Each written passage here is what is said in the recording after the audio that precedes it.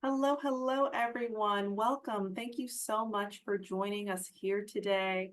My name is Aurora Grant Wingate. I work for the National Association of Community Health Workers as their member and partner engagement manager.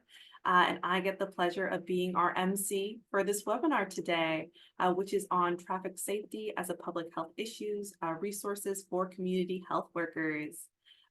While we're getting started today, please feel free to throw your name in the chat where you're coming from. If you're a community health worker or a community health worker ally like myself, we will be together for an hour today. We will have three excellent speakers.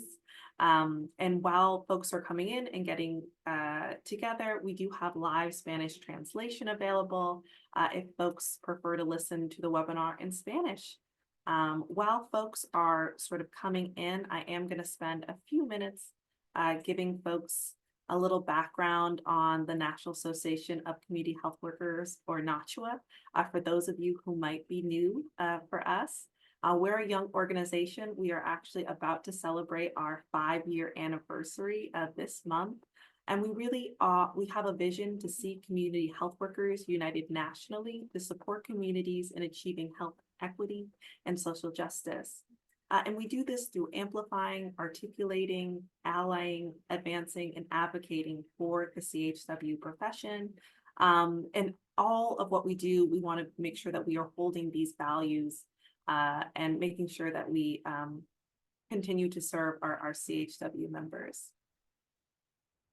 We are first and foremost a membership organization. We have members in all 50 states, including some of the U.S. territories, such as Puerto Rico and the U.S. Virgin Islands. Here you can see some of the states where we have the most members, but we really do aim to have a large representative geography from our membership and to bring you content from folks across the country. We do want to give a plug for folks who might be members or interested in becoming members. CHW membership starts at $20 a year. And really what we like to do for our members is we have members newsletters where we send out curated funding announcements and stories from CHWs and webinars. We have discounts to our annual conference. Right now we're recruiting new NACHW ambassadors. And so on and so forth.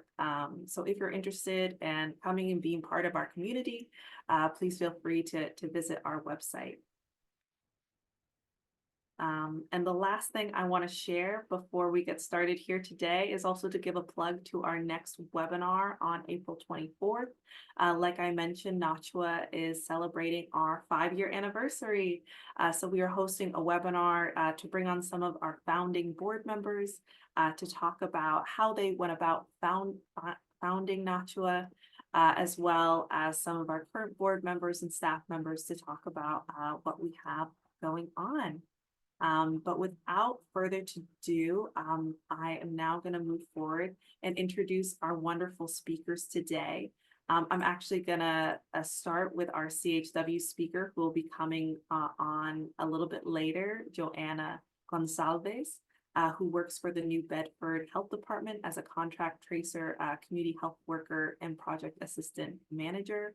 Joana also holds certificates for interpretation and translator of Portuguese, Spanish, and Creole, among other things. She's going to come on later in the webinar and talk some about child safety around traffic safety and booster seats. Before that, we're going to have one of our partners, Jamie Burns, who is a highway safety specialist for the Safety Countermeasures Division at the National Highway Traffic Safety Administration, who's going to walk us through some of the really great resources that NHTSA provides for community health workers and why it's sort of really important for public health and why it's a public health issue. And first up, we will have Michelle Atwell, who is the Chief of Safety Countermeasures Division at the National Highway Safety Administration. And before I hand it over to Michelle to get us going on today's webinar, we do have a quick poll question.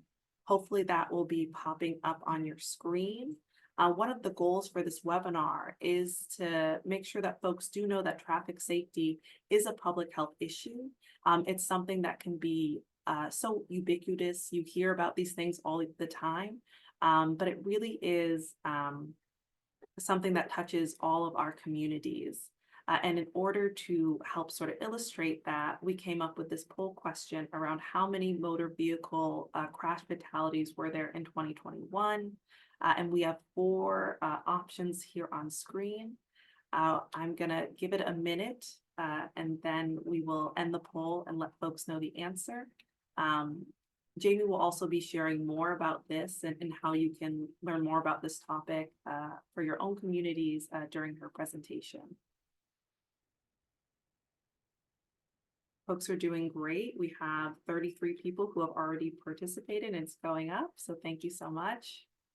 And thank you so much for introducing yourselves in the chat. It's great to see folks from across the country joining us. Okay, and we're gonna end this poll.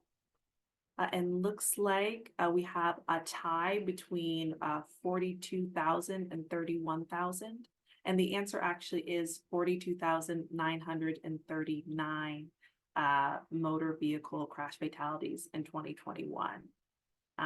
So keep that in our minds as we go through this presentation. And now I have the honor to hand it over to Michelle Atwell to kick off our speakers today. Thank you so much for being here, Michelle.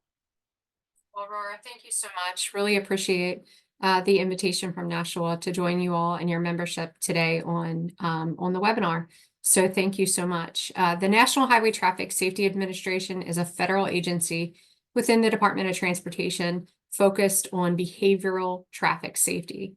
For those of you that are familiar, you probably have most commonly referred to NHTSA, to the National Highway Traffic Safety Administration as NHTSA.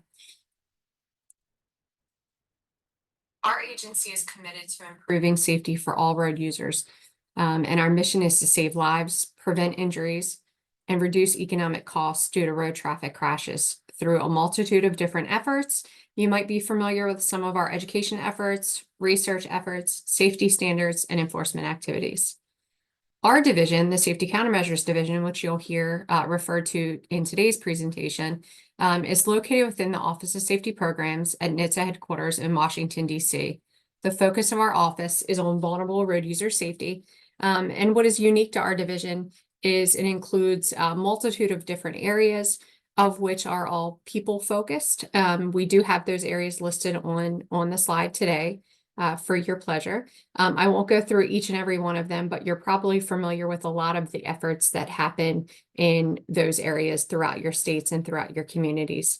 NHTSA is deeply committed to safety and reducing the number of traffic fatalities and injuries through a multitude of different efforts, of which I mentioned.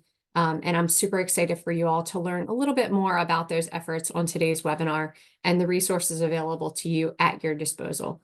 So without further delay, I am going to introduce Ms. Jamie Burns, who is a highway safety specialist within my office, the Safety Countermeasures Division, within the Office of Safety Programs at NHTSA headquarters in Washington, D.C., to talk a little bit about the great work that is happening within NHTSA, as well as the available resources. We really look forward to collaborating with you all in the near future and providing resources and materials to you. So thank you so much for the time today and for inviting us to be part of today's webinar. Looking forward to future conversations. Jamie, the floor is all yours. Great. Thanks, Michelle, and good afternoon or good morning, everyone, wherever you're joining us from today.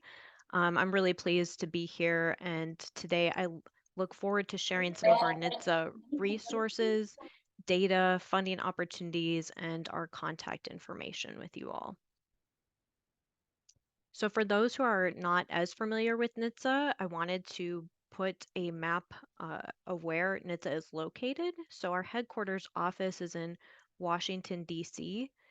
We also have a vehicle research and test center in East Liberty, Ohio, and as well as 10 regional offices across the country that are serving the states within each of those regions. So you can see those broken into the 10 regions and easily identify which state you're living in or working in and where that would fall. All right. So the main reason why we are here today is to talk about traffic injuries and fatalities and really linking this to the public health crisis that it is that affects all roadway users. So each year, and over 1 million lives are lost globally from traffic crashes. And I updated this. We just got the newest release of our 2022 data this week, so that you'll see the numbers are slightly different than what we just went through in our poll. But for 2022, we lost 42,514 lives on our roadways. Breaking this up onto a day-to-day, 6,528 are injured and 116 people are killed. And so I know just now we are trying to get into spring. I think we've hit some snow and cold weather, but despite that, we're entering into baseball season. And so hopefully this image might resonate with you and put these numbers into better perspective. So imagine you're going to a game and taking a moment to look around the stadium. So you might notice friends, family, other baseball fans. Unfortunately, the attendance for this big game filling that stadium is also equivalent to the same number of people who are killed on America's roadways in 1 year. So that I think that is a good image to really illustrate and put a face to um, the numbers of lives that that are lost each year. So all in all, we have a national roadway safety problem. Our roadway fatalities and the fatality rate was declining pretty consistently over the course of 30 years. Unfortunately, these numbers are ticking back upward.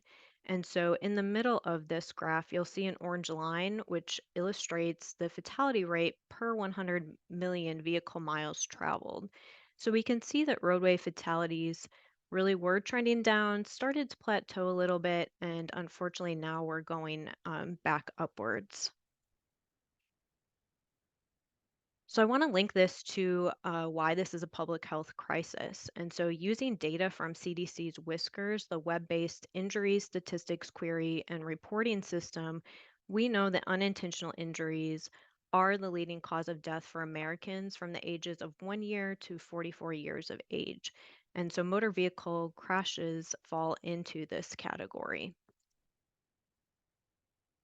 So let's delve a little deeper into the types of unintentional injuries. So starting at the top here, we have poisoning, which is listed. This includes drug overdoses, so that could explain the drastic increases we're seeing from about 2015 and onward.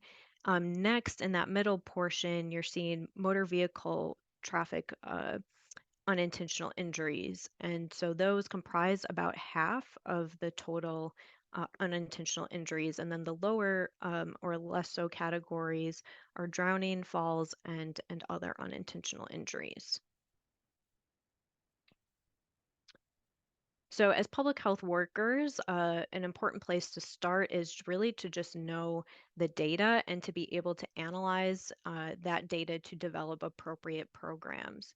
So, today I want to share with you the NHTSA data visualization tools, and you can see them listed here by program areas. And really, the goal of NHTSA was to create these tools to make the data more accessible and usable to individuals working on a more local level. So these tools use the Fatality Analysis Reporting System, or FARS, which is housed at NHTSA. And I just wanted to put another plug that our most recent data set from 2022 was just released, and so hasn't quite been reflected yet on the website, but should be updated soon. And so here's a screen capture. I will go in and walk you through briefly, but this is a home page, and right now we're looking at the pedestrian data visualization tool. So you can see how the data is broken up into various categories. That's including by state, the year, month, land use, male or female, time of day, and age groups. I think this is important to point out because this map illustrates where the pedestrian fatalities are highest and lowest, with the red being a higher percentage of fatalities and the yellow shading on the lower end. This is helpful in determining where your state lies on a national scale when it comes to pedestrian safety, or if you select a different program area, that program area of safety. And so once we know where and what the problems are, we need to create awareness and educate our communities. And so NHTSA has the traffic safety marketing website. This is our online platform for disseminating communications resources. It will tell you what campaigns are happening now and what campaigns are upcoming. This provides some facts earned in social media, talking points, some stock image libraries, videos, and other resources for public use. And so here you're seeing another screen capture from that traffic safety marketing website, which I'll walk you through in a moment. We have the NHTSA Communications Calendar. This is an annual summary of NHTSA-sponsored campaign events. So this helps states and local communities to coordinate their communications planning efforts with the national NHTSA efforts.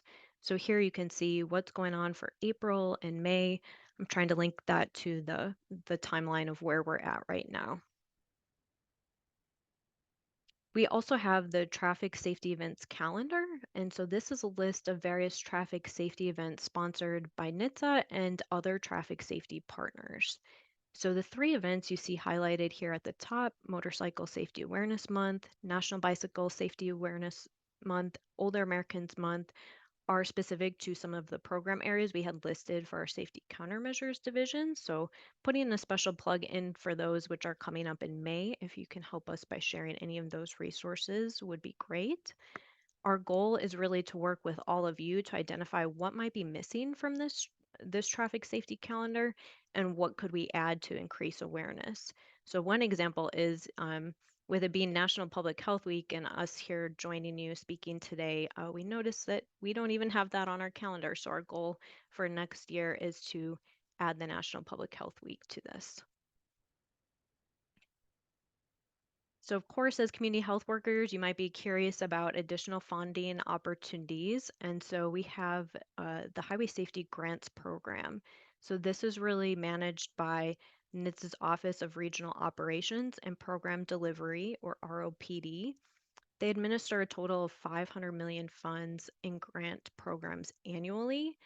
These funds go out to the 50 states, DC, Puerto Rico, other territories, and the Bureau of Indian Affairs, or BIA. NHTSA has those 10 regional offices that I spoke to previously that show up on the map. So those are located across the country, and they provide these specific highway safety grant funds to the state governments. Then each state or district or territory that applied for that grant funding can then disseminate or award those funds to local subrecipients such as yourselves.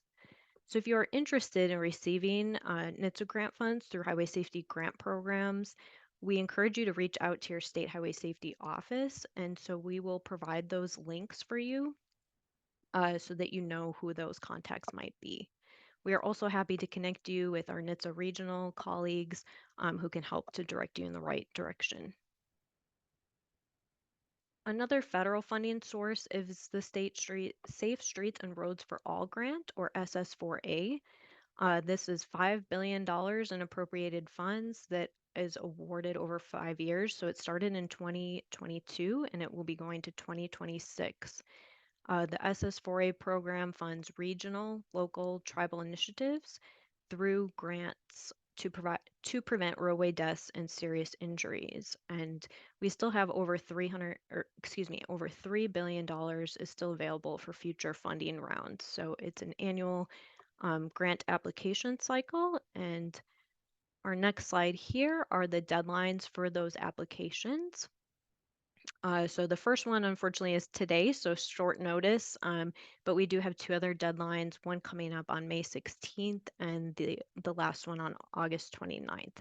So I encourage you to go to the SS4A website for more information on eligibility and application for that.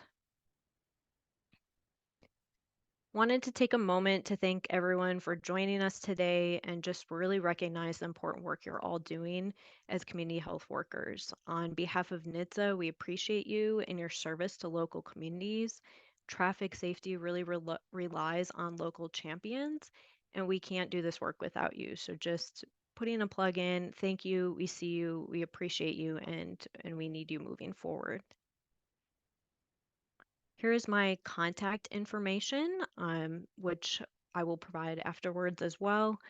I wanted to shift gears to our websites to take a moment to show you all this. So the first one up here is traffic safety marketing. And we have communications resources. So if you're looking at the top, you can see that there's traffic safety topics. We have all of the traffic safety topics listed here. Also right here, it's the same thing. So I'm going to focus on the subject of my colleague Joanna, who's going to be talking about child safety. So we'll go ahead and go on that.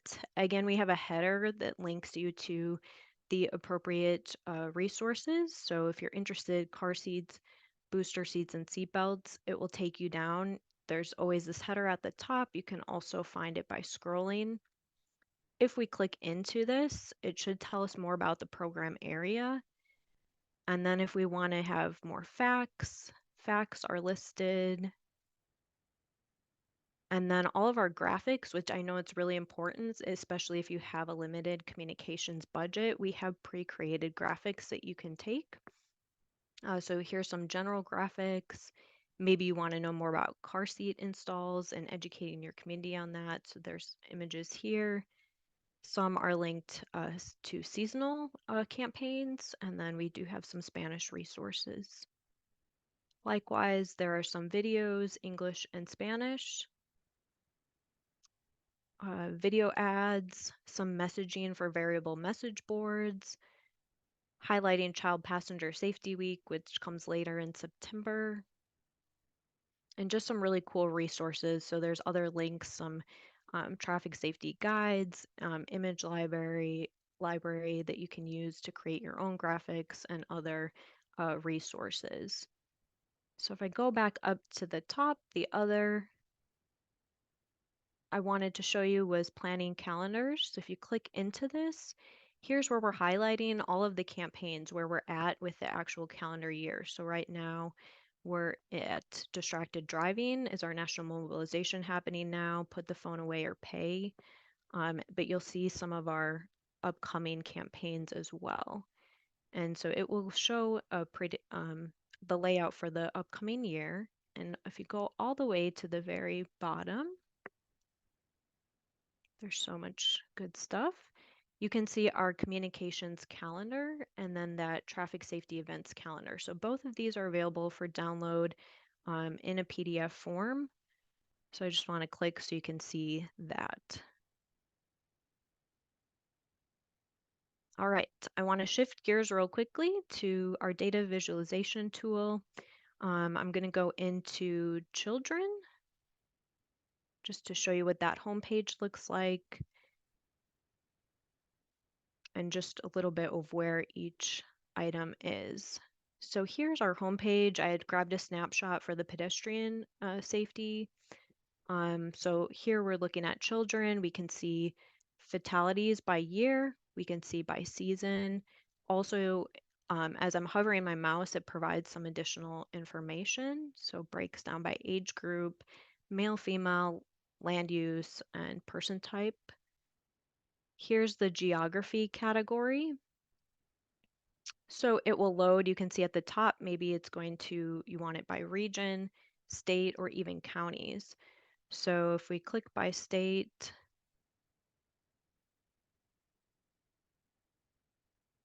it's already showing. All right, here we go, counties. I wanted to show how you can really drill down to more localized level. So this, you can expand your case year out. So I'm going to change that to 2012 to 2021. I'm going to select Massachusetts. For Joanna, she'll be talking to us more. And for counties, I believe it's Bristol County. Is that right, Joanna? Okay. And so then it's going to show you. So what I can do here is by clicking on that, I can see that for Bristol County, there were 4 child fatalities over the past 10 years out of a total of 440 fatalities. So child fatalities were about 1%. So overall, it's fairly low. But of course, any fatality is, a life, and we want to prevent that from happening. Another helpful piece might be the child restraints. So I want to point this out because we might have some of you working in outreach to make sure children are properly restrained. So here we're breaking down data by whether or not it was restrained versus unrestrained is this first by year or by age rather. If the driver was restrained, and then here the type of restraint that was used for the age group. So there's lots of really cool data. And again, on this right-hand side, if you want to narrow it down by your state and get a more localized level, you can do that. And then there's some other items here. But for the sake of time, I am going to stop sharing. And if we have questions, maybe we can circle back to this. But now I am going to pass it over to my wonderful colleague, Joana Goncalves, and take it away. Thank you. Hello. Hi, everybody. Hello. I'm gonna start sharing my screen. Just 1 second.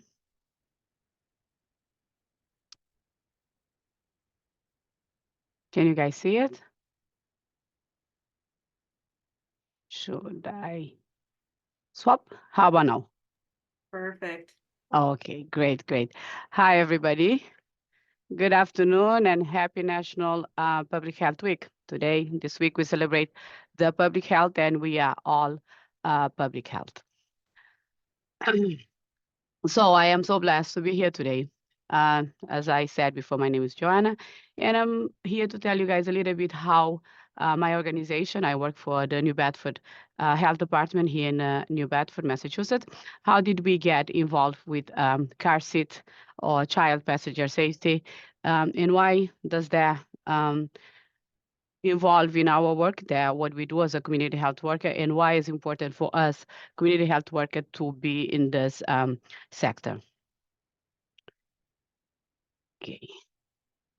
This is just a quick agenda, but this is more for me than it is for you guys because I love to talk. And if you allow me, I'll be here all afternoon. So this is just for me to keep me in check. Okay. I am going to start by telling you guys that as the same as so many of you, I was born outside of United States. And I am from Africa, from West Africa, Cape Verde Island. I moved here as a grown-up. And here at the community health center, I'm so sorry. You guys see that I'm nervous. Here at the New Bedford Health Department, what we do is that we serve as a bridge, as so many of us do. We go out there, we assess the community, we realize what we need, and then we try to connect the population with the resource. But a lot of times those resources are non-existent. So we become the resource ourselves. That is the reason why I put all the certifications here that I have, that my colleague also, just to see how diverse the community health workers can be. We don't have to only work in the clinic, we don't only have to work in the hospital, but there's so many other things that we can do. And when I was recently in Washington with the NACHW, and we had a conversation, we were at the table talking, and one of my colleagues, I believe he was from Oregon, he asked me, why car seat technician? Where did this come from? And I told him, because it's a need. And now I'm gonna tell you guys why is a need. One of the public health fundamental service is maternal, child, family, and health. And in support to that, the health department had in the past offered the car seat safety program from 2017 to 2019, but because of the pandemic, we had to stop. So when the Massachusetts Department of Public Health announced in 2023 that the car seat distribution program funding opportunity, we did take a look around the city, and we identified that it was no car seat technicians around our area. The people that needed that service had to go to other cities to receive that service. And we reached out to the New Bedford Police Department, the trafficking division, and they told us that they received like about 3 inquiries weekly about car seat technicians. So that was how we saw that it was a need. And then the past experience that we had showed us that we had a need for car seat technicians. And as a community health workers, because we have such a unique contact or connections with our population, it will make sense for us to become car seat technicians and deliver the service. So now we're going to talk about the significant need. I'm going to talk a little bit about my community. I am very passionate about my community, as I know we all are. And I'm going to tell you guys why New Bedford needed the car seat technicians. We are a city where 19% of our residents were born outside of the United States. At least 38% of our residents speak another language that is not English. We have a high number of low-income families and a very high number of immigrants. And this is when it becomes a little bit challenging, because it is hard to, when you move to another country, to understand how the system works, especially if the language that is spoken is not your first language. And getting used to something new is always a challenge. So people coming from other countries, poor countries, rural areas, they don't have access to car seat, or car seat is not something that is a need as much as it's here. So that is why it's so important for us, the community health workers, for the population that we serve, the underserved population, to know a little bit about car seats, so we can educate, so we can help our residents, the people that we serve, navigate the system. Here, I'm just gonna show you guys car seat and booster seats provide protection for children. We all know that. But yet, car crash are the leading cause of death in children between 1 and 13. And I believe one of the reasons that we have that is because it's understood, everybody knows that babies are supposed to be carried or travel in the car seat. You are new to the country, you go to the hospital will hook you up with a car seat, somebody will install it for you, beautiful. The problem starts when you arrive here with a toddler, you move, and then you don't know what the rules, what the regulations for car seat. Okay, you see that everybody has one, you go to Walmart, you grab one, you go to Target, you grab one, amazing. But then how do you install it? You can, yes, follow the instructions, but if you don't read the language, if you don't know how to read, then it becomes a problem. That is why it's so important, again, for us as a community health worker to have this tool so we can help and provide more service. And in here, the reason I have this up is because if you guys see that in here, the number between 1 and 3, we have like about 35% of people, kids killed in a car crash that was not restrained.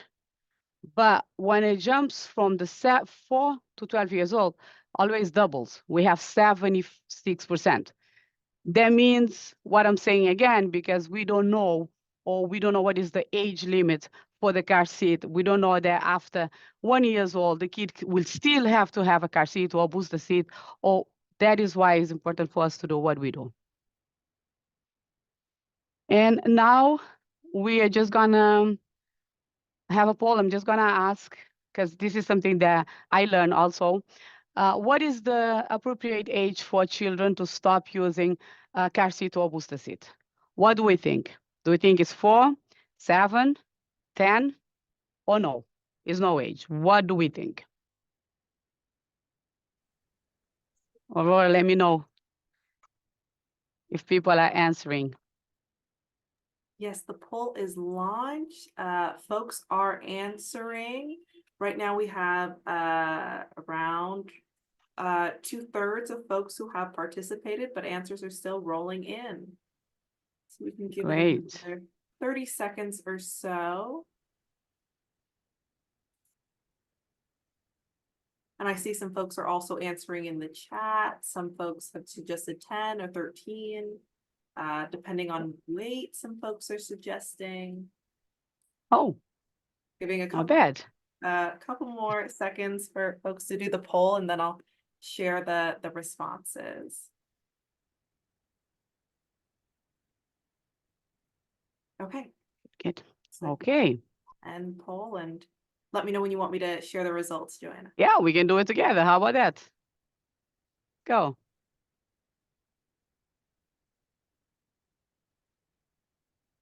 Okay, sharing the results now. Okay. And the result is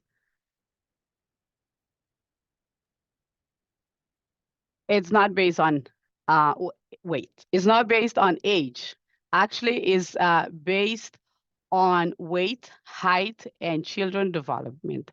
So children should stay in a booster seat until the adult seat belt sits correctly, typically when they are about 57 inches and are between 8 and 12 years old. So we cannot say 8 because sometimes we have a 7 years old that is a big kid, or we have a 10 years old that is small. So that's why it's not age, but it has to do with the height, the weight, and the children development. Moving on. We're going to talk about how to install a car seat. The more everybody can install a car seat, it's very easy to do. The most important thing when you are deciding to install a car seat yourself, you're not going to somebody to help you, is that you need to read the instructions. And when you come to us, we're not installing it for you. We're teaching you how to install it. We're making sure that it's installed properly because you can switch cars. You need to wash the car. So it's important for you to know how to do it and take that responsibility. So the first thing that is you read the instructions and you have to make sure that you read your car instructions. The manual on your car is usually under the car seat installation. Every car is different. So make sure that you're using either the lower anchors, which is the two metals that you have in between the seats, or you're using a seat belt. If you choose to use a seat belt, you need to make sure that the seat belt is locked. It's on your manual, it will teach you how to lock it because in order to install a car seat, you have to have the belt locked because if not, it will move every time the car seat moves. Then you can just grab your car seat, put in the back of the your car, read the instruction, and when you're done, the car seat should be tight. It should not move side to side or front to back more than 1 inch. So you try. If it's too loose, then no, because in case of a crash, if it's too loose, that will hurt the child. And if it's a rear facing seat, make sure that it's angled at the right angle. Usually, majority of the car seats, the new ones now, will come with angle on it. So you can see, I will show you if you're doing it the rear facing or forward facing, how it is.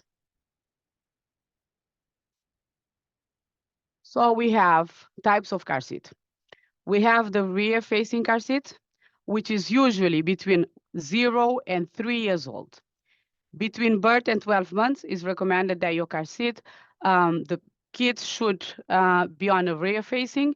And for the rear facing, we have 3 types of car seats. Between 1 and 3 years old, still on the rear facing, is recommended that your child remains in the rear facing car seat as long as the height and weight are limited to the manufacturer. So that is something you can just read and be there. When it comes to forward facing, it's between 1 and 7, and we divide that between 1 and 3 and 4 and 7. 1 and 3, once your child outgrows the rear facing car seat, your child is ready to travel in forward forward facing car seat with the harness and the tethers. Tether is something that is the long cable that comes on your car seat. Usually have to attach it underneath the chair, behind the chair, on the cargo section of your car. Between the booster seat, 4 and 7 years old. I'm so sorry, I went ahead. The booster seat, it's between 4 and 7 years old, or between 8 and 12 years old. It all depends how big is your kid, the height, but everything that I'm telling you guys here, it's all on your car seat manual. They are very different. Some will be with specific limits for height and weight. Some will explain to you exactly when to change it. And that is just for you to know. I'm not gonna go into a lot of details because like I said, I do talk a lot. We'll be here all day. It's very important to know that children, even after 12 years old, until they become adults, or even until they're 13 years old, they should always travel on the back of the car, never in the front seat. This is the rear facing, the forward facing at the belt position booster seat. And the recommendation is that, where did I go? Sorry, guys. Yeah, I am. The recommendation is that the rear facing should be between 0 and 35 pounds, 19 to 40 inches, 0 to 4 years old. The forward facing is between 20 and 70 pounds, 35 to 50 inches, between 2 and 7 years old. And the belt positioning booster seat, 40 pounds to 105 pounds, for 9 or 6 to 12 years old.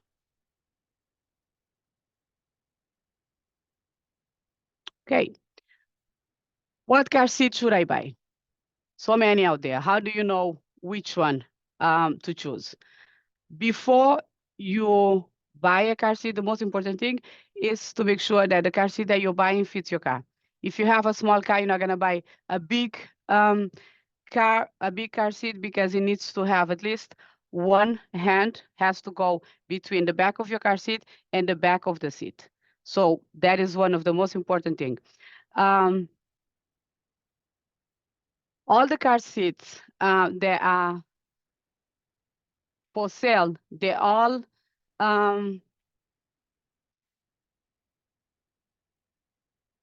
the highway, the NHTSA actually, they make sure that all the car seats that are out there are safe. So you just have to make sure that you buy one that fits your car. I have something blocking my screen. I'm sorry. Okay, this is the point that as mother, we always do this. We like to buy the little thingies, the little mirrors, the little blankets and stuff to put in the car seat. But we shouldn't, because those products, they have not been tested. And in the case of a crash, they can become a hazard. So it's important to just use what it comes to with the car seat. If you decide to buy anything, reach out to the website. Usually the car seats come with a QR code or a link. Go to the link, see what is safe to buy. Winter coats, of course. Our kids are always so cold, and we always have this thing, oh, I have to put another jacket. No, let's keep the coats light. And if you feel the temperature is not ideal for your kid, just use the blanket on top of it, or just put the jacket on top of the baby instead of putting on the side, or put them with that. Expiration dates. When I heard the car seat had expiration date, I was like, what? Really? But how come? Yes, they do have expiration date because the materials they wear down, especially because, you know, car seats, they sit in the car, winter time, summertime, and sometimes they do deteriorate. And a lot of the times what happen is that car seats get updated. So it's important to know, um, after 6 years, we should um, stop using the car seat and buy a new one, reach out to your health department, the hospital, see if they can give you a new one. Like I said, safety standards change. So an expired seat may not meet the current government standard. Recalls. It's really important to check if your car seat has been recalled. And here's the link that you can check to see if your car seat has been recalled and all the information, how to go after that.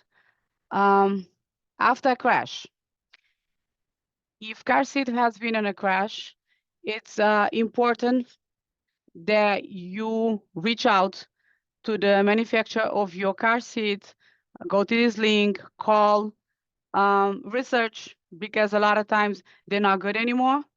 To be safe, it's recommended that you change them, but if you can't, here's the link, and I can share the link for you guys to do. Use it. Of course, we like that. My sister had a baby, I'm pregnant, so I'm gonna take the car seat for my sister. Nothing wrong with that, but it's really important to always know the history of your car seat, where your car seat has been, how long, um, and if it's possible to get the information, the manual from your car seat from the person that is giving it to you. If not, you can always check it here on this website also. Heat stroke is important that your child it's safe around the car, because a lot of times the car can reach nearly 20 degrees in 10 minutes. So if you have your car in the driveway at the door, a new door, and the door is not locked, the kids have access to the car. Sometimes they go, they start playing, they fall asleep. You know, we don't want none of that. That's really important to know.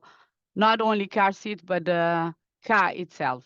It's important to always be locked, especially if you have the kids at home. Okay, I'm almost done. Here's the final tips and takeaway. So like I said, it's important to use your child's weight, height, and the developmental level before choosing a car seat. It's not, okay, he's 6, this is the car seat that he's using. No, we have to go by the weight and the height.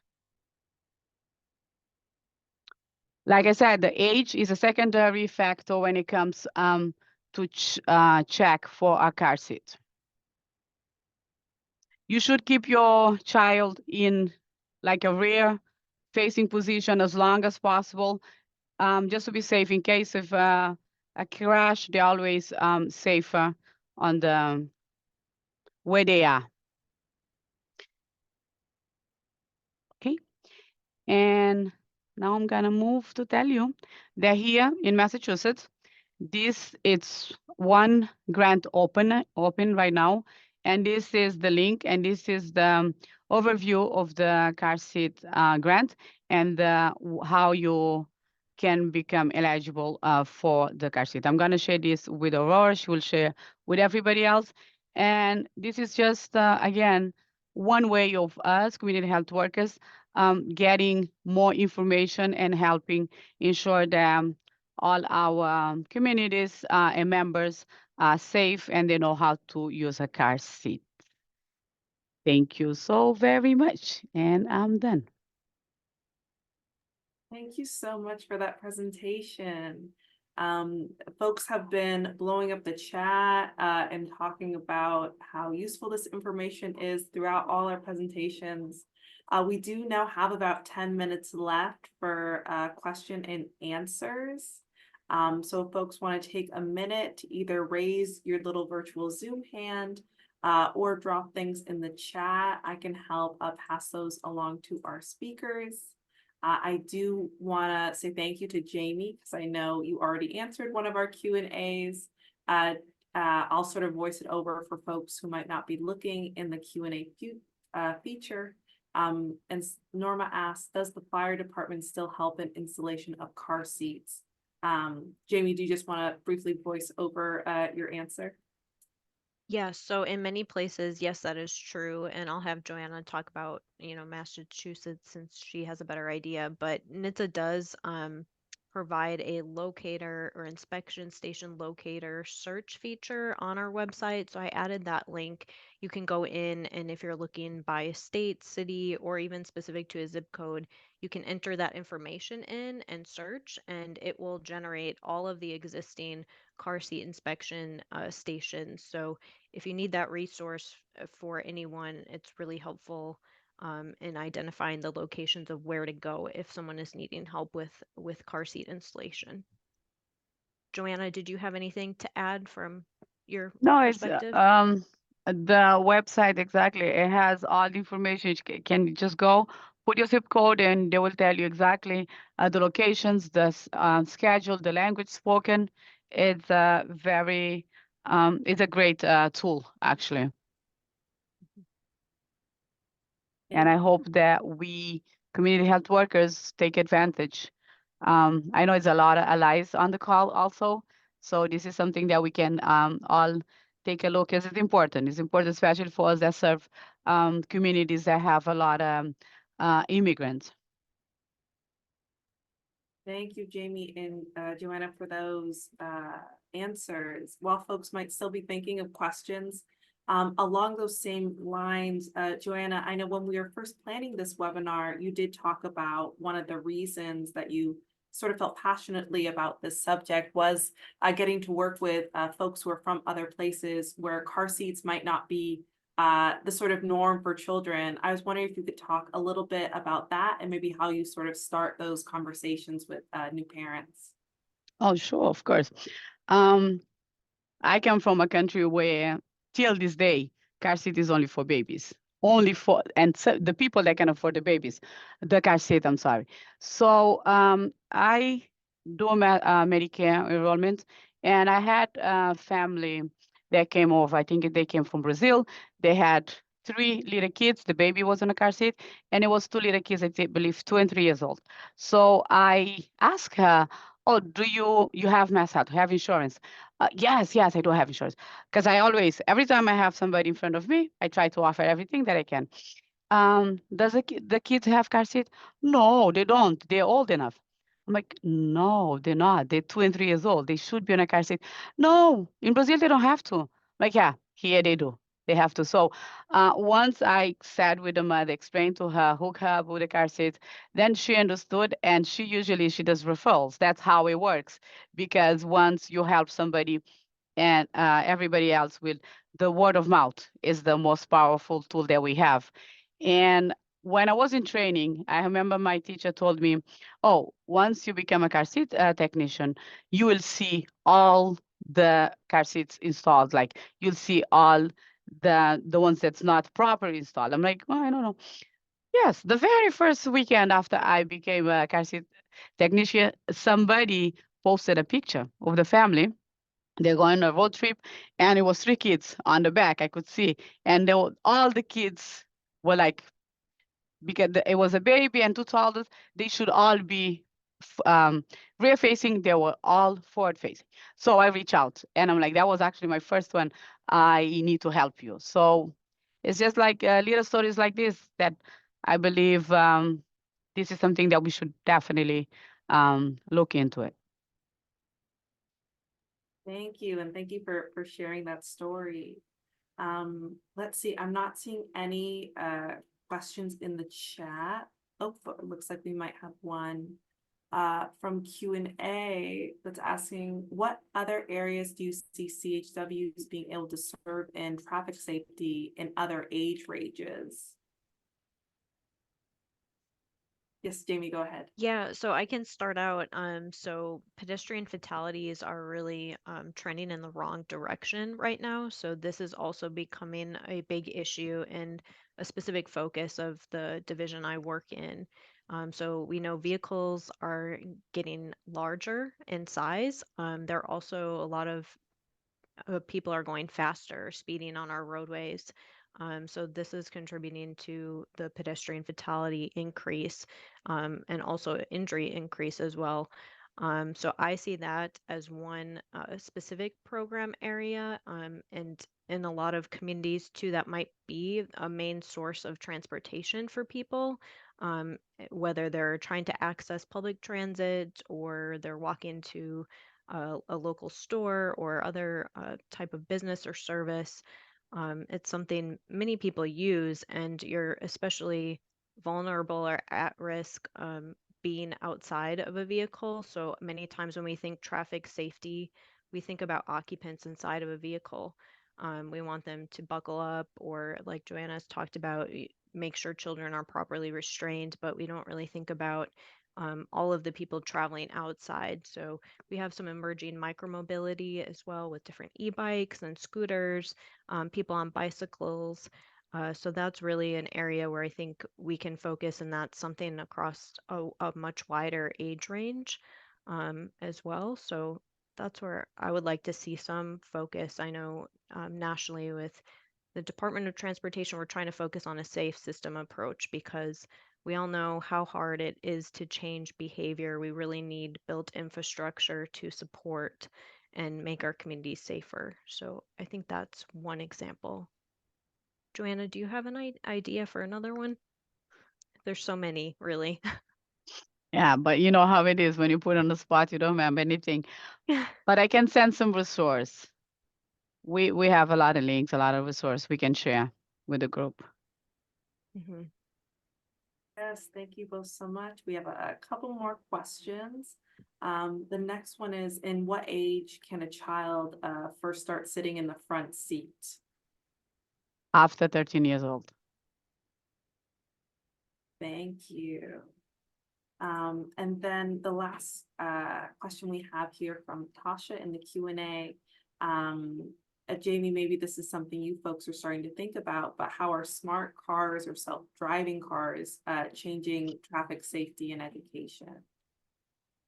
Yeah, it's a great question. And of course, we do have a lot of advanced technology that's ever evolving and being tested. And so I don't personally work on any of this, but I think part of it is, just making sure it's safe, it's implemented, and when it is implemented, people are educated on how to use it and what it is. I think there is a lot of opportunity for advanced technology to help us make communities safer when they're traveling.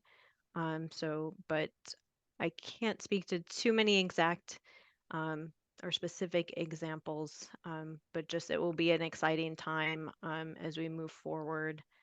There's, of course, electric vehicles, autonomous vehicles, and automated traffic safety cameras and whatnot that um, they all have potential to play a crucial role in making communities safer, but definitely needs to be researched and supported and implemented appropriately.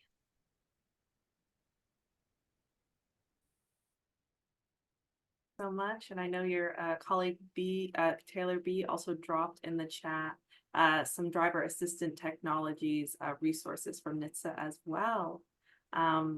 Well, thank you so much. We are coming to the end of our hour today. I want to thank each of our speakers, Michelle, Jamie, and Joanna, for taking your time to help us plan this webinar and come present. This information has been incredible for our audience, and we'll also be sharing out the recording in the slides for all of you here on the call, as well as for folks who weren't able to attend.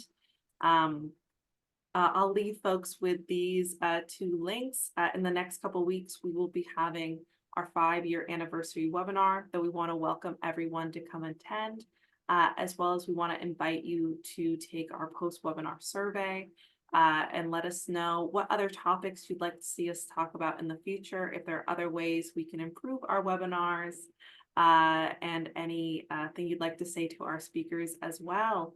So thank you all for taking your time out of your day to come join us. And I hope everyone has a safe and healthy rest of your week. So thank you so much. Thank you. Thank you, everyone. Thank you you. for having us. Thank you.